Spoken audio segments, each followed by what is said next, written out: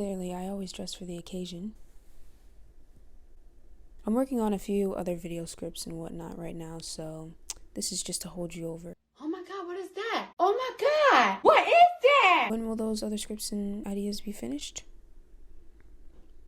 Who knows, okay? I don't run on due dates and schedules, okay? It's all vibes over here, you know? You read the title. I saw the new Ant-Man movie. I do think I should preface this video by saying that A, I like Marvel movies more than most, and I know a lot about the MCU, and B, I read a lot of spoilers and reviews before watching this movie. I saw the Rotten Tomatoes score when it first came out. Here's a review that summarizes the problem with this movie. Did I pick the first review I saw? Kind of, but it addresses the problem, so 2 birds with 1 stone, I guess. Here it is, by George Carmy. Ant-Man and the Wasp, Quantumania, 1.5 stars. Maybe it's a stretch, maybe it's not, but I truly believe this to be one of the, if not the absolute worst MCU film I've ever seen. At least it's the first MCU film I left the theater annoyed at the fact that I wasted my time watching this. I truly cannot believe how messy, bland, and terribly written this film is, drowned in cliches, terrible set pieces, and cringy dialogue. Ant-Man and the Wasp: Quantumania is a clear demonstration of the direction the MCU wants to move in, but unfortunately its current team of writers and directors feels as uninspired as they have ever been. It also amazes me that a film and franchise with a budget this large can still put out films that look this bad. The lack of awareness when it comes to creating a visual marvel really removes me and any interest I had from this world. There is so much incompetence with this film, from the terrible first act to its terrible dialogue and its Shark Boy and Lava Girl-esque appearance. This film falls flat on almost every category. This movie, at its absolute best, which still isn't very good when Jonathan Majors is doing his thing, he is truly Kang, but this film holds him back too much, and he never feels like the world-ending threat that he should feel like. RIP MCU 2008 through 2023.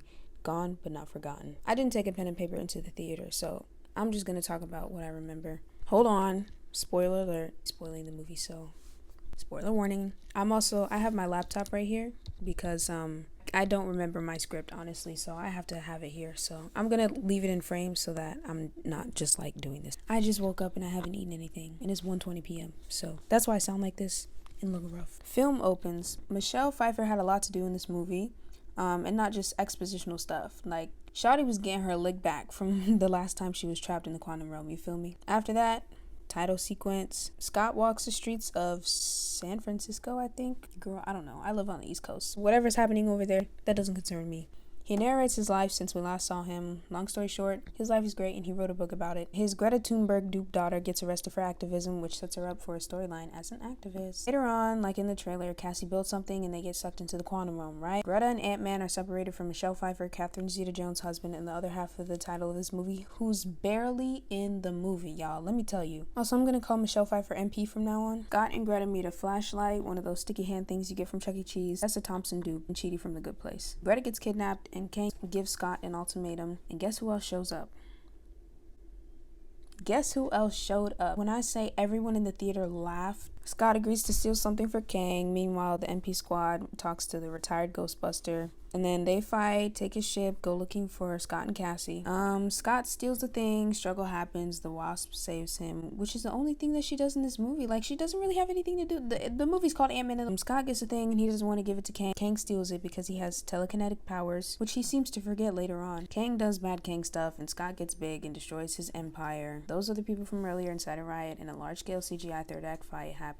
Kang fights the bug people and then gets defeated because the dude from Fatal Attraction attacks him with ants.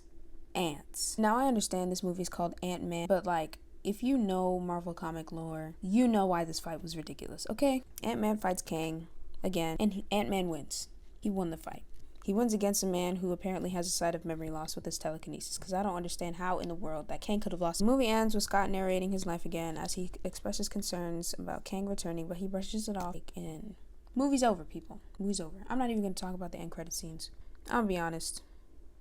I didn't love this movie. My initial rating was 6.9 out of 10. Now, today's Monday. I saw the movie Friday. More like a 6.5 out of 10. The acting felt out of place at times. The writing felt confusing and contradictory. And the CGI, lord. I feel bad for those VFX artists, though. I know they're overworked and underpaid, so I don't blame Marvel. No, I don't blame them. I blame Marvel. This movie felt like it needed to be more serious than the previous films, but those 3 problems I pointed out earlier made the movie's plotline feel less significant than it was. I didn't have high expectations going into this movie, but I will say my excitement for MCU projects is at an all-time low. After Guardians of the Galaxy Volume 3, I don't really see myself being as tuned in for future MCU projects as I was before. I'm pretty much done. My thoughts weren't going to be a super long and in-depth analysis of the movie or the MCU, but I might do that in the future, I don't know. Like I said, this is just a short little video in between the scripts that I have and the ideas I'm working on, so those are my thoughts. Do with them as you please. Thanks for watching. If you were to subscribe, that'd be cool. If not, it's okay. If you have any other video ideas you'd like to see me execute, then let me know. My link tree is down below with my socials if you want to follow me elsewhere. I'll see you when I see you. Bye. Also, you like my hat. Look at my hat. Look at it. We do not care. I know it's backwards, but it's Rugrats. Isn't it cool? Alright, bye. Mbako says bye.